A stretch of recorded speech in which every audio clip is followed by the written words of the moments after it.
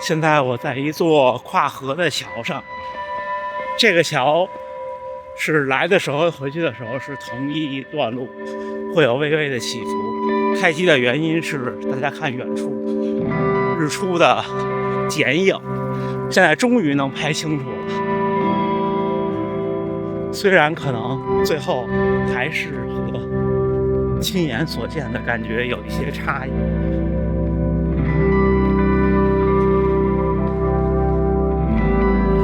我特别喜欢红色的日出和楼宇的剪影。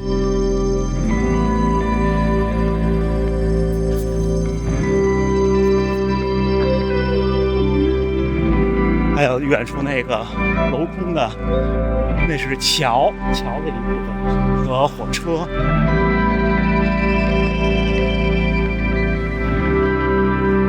亮着的白颜色的路灯，跟这种红颜色的这个日出和黑色的剪影，还有远处的山。转瞬即逝，看已经没有了，跑得慢，还这么快就过去了。哎，大家伙早喽！1月5号星期五清晨6点多，我今天又来跑大温马拉松10公里之后的路线了，刚完成第一个折返，但是今天不跑到最后，太长了，今天好累呀。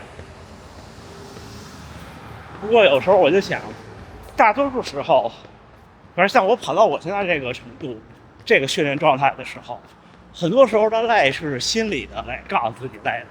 比方说昨天我出门的时候想的，哎呦我好累呀，我跑不行，我跑15公里就回吧。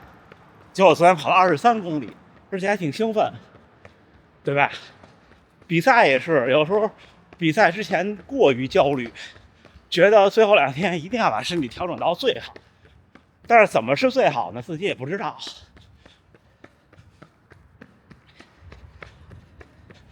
所以马拉松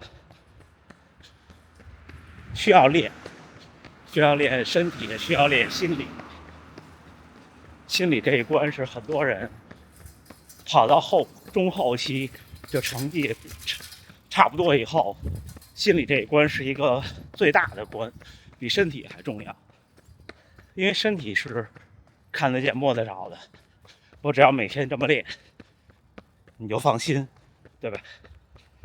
今天跟大家聊点什么呢？今天跟大家聊聊这4天去东京旅行加观赛的奇妙经历，各种小花絮，好吗？现在的画面都是 Osmo Pocket 3拍的，天还黑着。昨天视频里有那么一小段第一视角2台设备并行比较，但是其实说心里话，我昨天自己看，我觉得都能接受。而且戴在帽子上的 Go 3在拍第一视角的时候，对训练的侵入是最小的，几乎没有。而那个稳定程度就怎么说呢，在我跑步的这个状态下，那个稳定程度完全可以接受，唯一就是暗光的时候不行，仅此而已。还有电量可能再期待能有进一步的提升吧。昨天的视频晚上才发，为什么晚上才发呢？这几天是密集的拍摄、密集的剪辑，还有一个评测的片子在剪辑。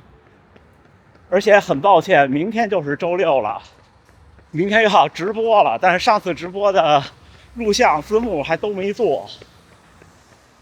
这几天太忙碌了，因为白天还要远程忙工作。但是这样感慨一下啊，电脑快和电脑慢真的是不一样。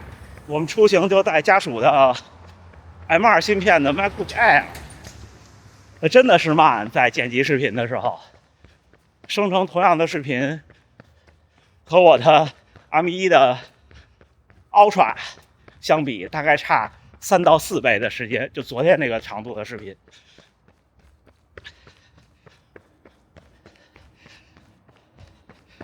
行，一会儿再跟大家聊天啊。等天稍微亮一点，换个摄像头。天亮了啊，小伙伴们，现在的画面就是 Insta360 Go 3，跟大家简练的聊两句这几天。到达那一天，下了车没有直接去酒店，先去探访了起点，拍了拍照，录个录像，然后学习了一下，因为我原来对香根一传这个比赛其实是知道，就是了解的细节其实是不多的，很少的。比较幸运的是，在去的车上拍到了天气特别好的富士山。在香根这一系列视频的第一部之后，下午就见到了之前在国内就约见了的勤工小伙伴们，就闲聊天，什么都没有。之后小伙伴们说，看看3号下午有没有机会一起在代代木公园拍个摄，我就答应了。有小伙伴问视频什么时候发，那天拍的那个，我实话是跟您实说，我不知道，我没问，真的，并且以什么形式发我也不知道，回头我帮大家问问啊。跟熊娟老师聊了半天，问了问怎么训练，怎么饮食，听起来其实就是我跟小伙伴们分享的。没有什么秘诀，多跑，然后时不时的拉强度，有规律，注意饮食，注意生活，就真的没有别的了。每一个耐力运动的强者的诞生过程其实都差不多，所以大家放轻松。您只要是规律的训练，就是会一天一天变强。第二天就是起点的观赛，挺振奋人心的。主要不在于说有多大规模或者多少观众，我觉得有一刻我特别享受，就是大概7点50开始要发枪了，8点发枪之后呢，这个时候所有的路段才完全封住，两边的观众也都站定了。一开始观众们就有说有笑的，突然等最后2条路被工作人员用那种封路的绳拦上以后，突然就安静下来了。最后的5分钟，我在那个路口几乎是没有声音，就跟那么多人来比，几乎是没有声音，再加上也没有车了。然后清晨太阳刚出来，那个感觉我觉得就有点要配那种大战之前的音乐了。我有时候就想，就这个时候等候起跑的运动员是什么心情呢？面对未来2天的接力赛，在刷车呀。很微妙，但是比赛就是这样，发令枪一响，冲出去第一步，你就什么都不想了。之后那天拍摄完毕，就去东京站吃早饭，然后抓紧把视频剪辑出来。那天早晨我晨跑的时候，先去了起点探访，那个时候好多小伙伴已经在那儿了，他碰到了好多各地来观赛的小伙伴。还合了影，大家都很开心。后来跟我一起跑一段那位小伙伴是因为太冷了，他穿的太少了，他就穿了一件皮肤衣，然后去找便利店买暖宝宝。我们一起跑了1公里。那小伙特别有缘分，之前在夏天的时候在大阪城，他也是来旅行，也偶遇过。之后2号的晚上见了高驰的小伙伴，也是就聊聊天，然后互相讨论，然后我再吐槽一下各种的需求。他们在2月份的大阪马拉松上会有展位，到时候还能再见。聊了好多我期待的，就是我想象中未来的这种东西的需求。有时候不得不感叹，去年的冬天我第一次用上双频 GPS 的设备。在那之前，如果没有 Stride， 那我每次的训练都陷入 GPS 会不会飘的焦虑中。我那天晚上跟高驰的小伙伴开玩笑，我说我这个专业的人吧，招人讨厌，尤其是我这样性格的，我什么都知道点儿，然后呢就特较真儿。那时候在北京有几个 GPS 特容易飘的，不管是高楼边上还是桥底下，我就跟他们开玩笑，我说要么我就不敢摆臂，要么呢完全不敢停下或者改变手部的运动轨迹，因为我知道 GPS 信号一不好，它可能有陀螺仪的参与校准，然后呢因为 GPS 信号太不好，没准一下就飘了。而从去年冬天到现在，我就双频的 GPS 彻底改变了我的训练，我再也不考虑这个了，而且从来没有出过问题。这就是科技的进步。那天跟他们探讨了好多东西，我觉得聊得非常开心。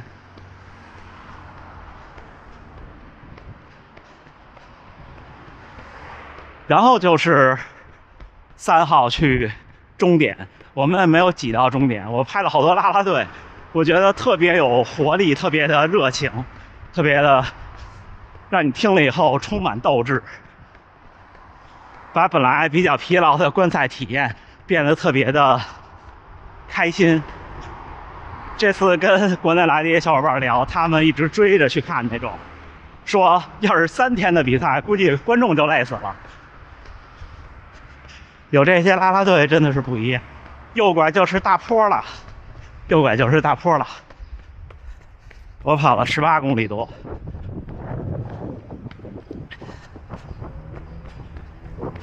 终点的视频还在制作中，这1、2天我加速。拍完终点就紧赶慢赶的回去换衣服，然后去了代田木公园。2位摄影师朋友也是特别的辛苦，刚拍完就跑到公园和我会合，拍到下午天都要黑了，拍到5点多结束的。我发现真的不容易，拿着那么沉一相机和稳定器追着我，真的不容易。而且你还得有创意，就是你脑子里还得有未来剪辑出的画面，这我差得太远，隔行如隔山。你们想象一下，32公里跑这个坡，哇！你看前面最前面骑车那个男的，就没有助力的车，那还是大自行车呢，看了吗？哇！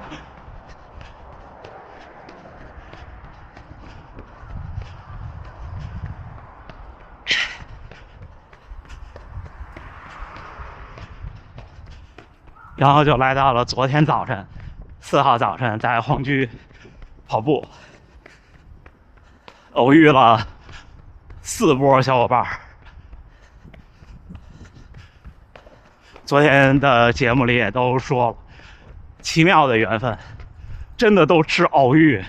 我们之前没有各自的联系方式，除了400我有微信，之后和高驰的小伙伴熊娟老师是在那天见面的时候加的联络方式，其他小伙伴我都没有联络方式，但是昨天也都加了微信，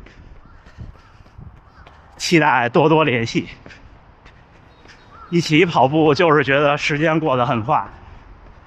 昨天碰到第一波小伙伴的时候，我都觉得挺累了，没准我还有最后一圈。结果跟他们跑完最后一圈呢，觉得还挺舒服。最后一圈要结束，又碰到了那么多小伙伴们。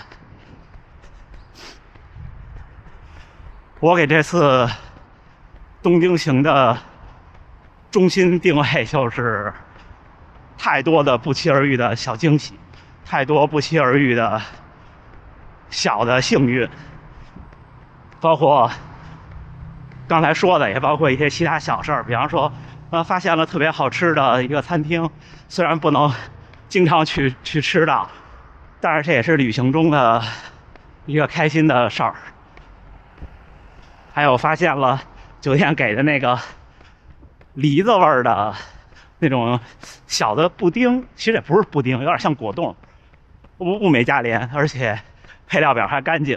这次打算买点儿，特别爱吃。